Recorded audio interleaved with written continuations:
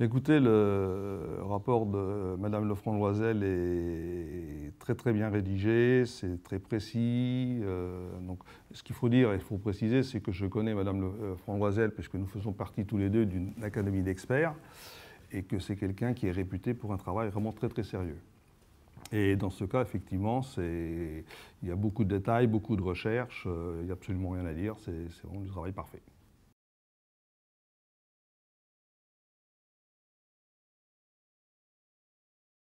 Pour être expert, on va dire, surtout dans le domaine de l'art, il est essentiel de se former régulièrement. Et pour ça, donc, il y a des professionnels tels que des juges, tels que des spécialistes de l'art, qui donnent des formations aux experts justement dans le but d'évoluer.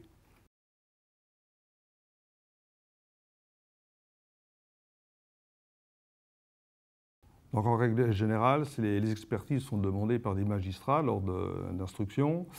Ça peut être également des notaires, ça peut être des avocats, ça peut être des entreprises privées, publiques et également des particuliers. Donc il n'y a absolument aucune limite, tout le monde peut demander une expertise à un expert assermenté, il n'y a absolument aucun problème.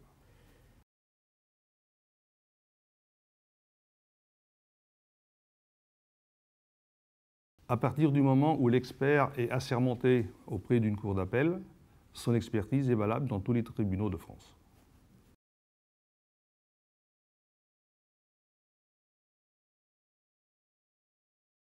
Il faut compter pour une expertise environ 15 jours, 3 semaines, voire un mois. Tout dépend en fait de la difficulté de l'expertise.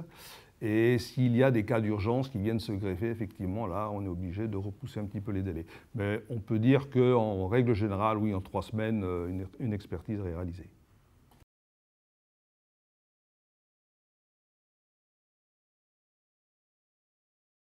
Ce n'est pas une profession, hein. En fait, c'est une sorte de spécialiste, on va dire, qui a une qualification particulière et donc reconnue par les tribunaux.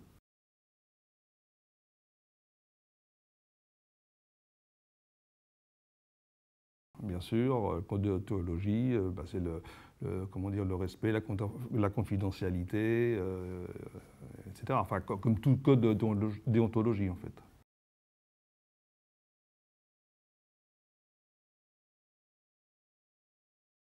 Tous les experts ont suivi une formation. Donc il y a une formation à Paris qui a lieu régulièrement. Ce qu'il faut savoir aussi, c'est que beaucoup d'experts viennent de la graphologie, hein, parce que évidemment c'est l'étude de l'écriture. Et donc après ils deviennent experts parce que bon, c'est un choix, on va dire. Et certains d'ailleurs sont graphologues et experts en même temps.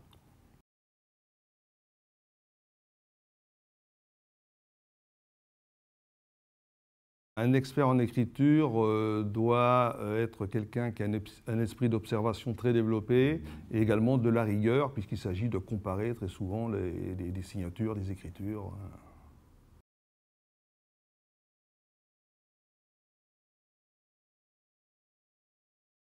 J'ai une formation un peu particulière, c'est que je viens de la police aux frontières où j'étais spécialisé dans comment dire, la fraude documentaire et c'est là que j'ai appris également l'expertise en écriture.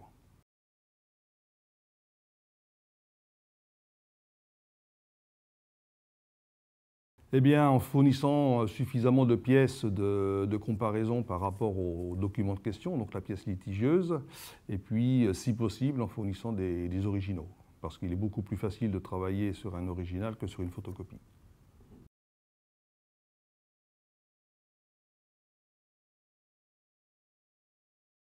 Tout dépend des experts, mais si vous voulez, en règle générale, il y a quand même un matériel de base, c'est-à-dire il faut des ultraviolets, il faut des infrarouges, il faut un microscope, il faut une caméra de façon à faire des grossissements, il faut de la lumière rasante de façon à voir des grattages, il faut... qu'est-ce qu'on pourrait dire aussi non, c'est...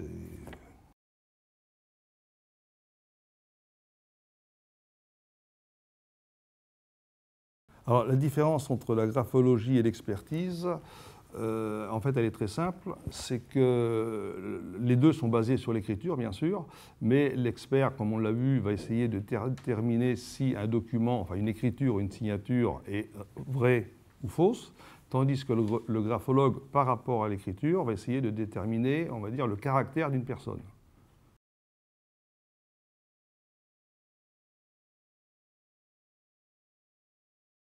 La signature est encore plus complexe que l'écriture. Ça résulte d'un réflexe qui va devenir un automatisme. Alors il y a une certaine évolution, puisqu'en fait on va créer une répétition du mouvement un certain nombre de fois, et ça va créer une certaine spontanéité, une rapidité, une fluidité dans le mouvement. Et si vous voulez, après, le dessin, donc le graphisme, les proportions, la pression, etc., ça va devenir vraiment un automatisme. L'écriture, c'est un peu la même chose, si vous voulez. Alors l'écriture, comme la signature, évolue dans le temps, mais c'est moins poussé, on va dire.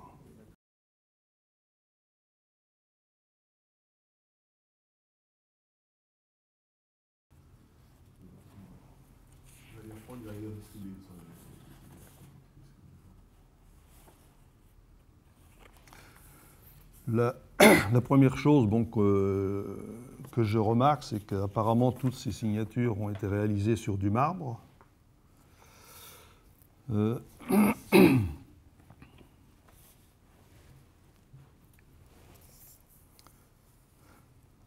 Alors, la première remarque que je ferai, c'est que celle-ci, on a, alors, par rapport au rapport que j'ai lu, donc de Madame Lefranc-Loisel, c'est que le C est, comment dire, une finition en boucle. Et là, on ne retrouve absolument pas, dans les 5 autres signatures, on ne retrouve absolument pas cette caractéristique. Et même chose d'ailleurs pour le B. Si on regarde, on voit que dans les 5 signatures, donc celle-ci, alors attendez, celle-ci on va la mettre de côté à ce moment-là. Celle-ci, on voit que la boucle inférieure du B ne touche pas la barre, hein, le trait vertical.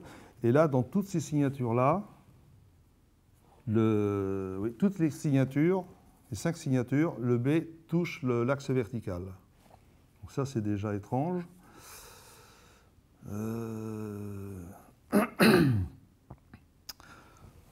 Ensuite, autre caractéristique, celle-ci a une écriture cursive, c'est-à-dire que les lettres sont liées. Et là, on retrouve un espace, alors ce n'est pas écrit vraiment en script, mais on retrouve un espace entre les lettres qu'on ne retrouve pas ici. Donc ça fait déjà quand même 3 éléments. Qu'est-ce qu'il y a encore ?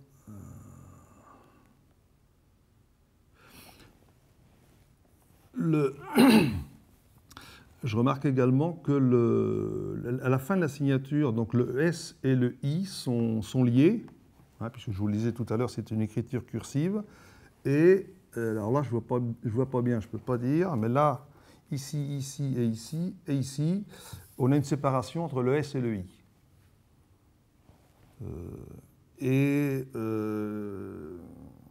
Oui, encore autre caractéristique. Bon, j'ai pris la signature en suivant, les lettres en suivant.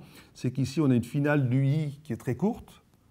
Et là, on a une finale, dans toutes les signatures, dans les 5 autres, une finale qui est très longue. Donc on va dire que ces 5-là se ressemblent, et celle-ci, pas du tout.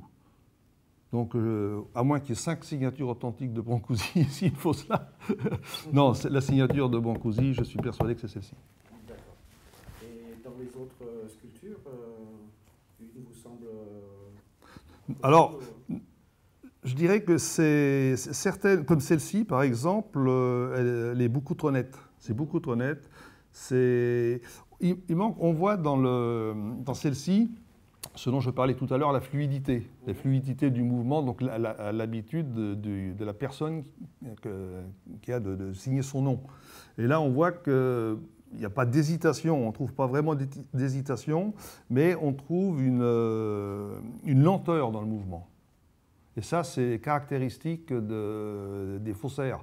C'est que, si vous voulez, un faussaire a 2 possibilités. Soit il imite scrupuleusement le graphisme, que ce soit une signature ou des écrits, il imite scrupuleusement le graphisme et il va lui manquer la fluidité, la rapidité. soit il va faire le contraire, c'est-à-dire qu'il va produire une signature fluide, une écriture fluide, rapide, mais il va lui manquer le graphisme, la forme des lettres. Et c'est là où on arrive très facilement, en règle générale, à découvrir le vrai du faux. Donc je persiste, celle-ci, à mon avis, c'est bien Brancusi, et celle-là, parce qu'elles se ressemblent beaucoup, celles-ci. Je ne sais pas si elles ont été réalisées par la même personne, mais il y a quand même beaucoup de similitudes. Un réseau mafieux roumain. Comment ? Un réseau mafieux roumain, certainement. Voici le baiser de 1906. Là, on voit très bien que le trait est fluide. Hein. C'est ce que l'on ne trouve pas du tout sur les autres signatures. Il faut bien comprendre une chose, c'est que il est quand même, c'est déjà difficile, si vous voulez, d'imiter une signature sur du papier, hein, mais c'est encore beaucoup plus difficile sur une matière dure comme le marbre. Donc le faussaire va avoir vraiment beaucoup de difficultés à imiter sérieusement, de bonne facture, une signature. En conclusion, je dirais que donc, ce baiser de 1905, oui, est très très certainement de Brancusi. On voit, ce que je disais tout à l'heure, on voit la fluidité de cette signature, donc chose extrêmement difficile à réaliser sur un matériau aussi dur que le marbre.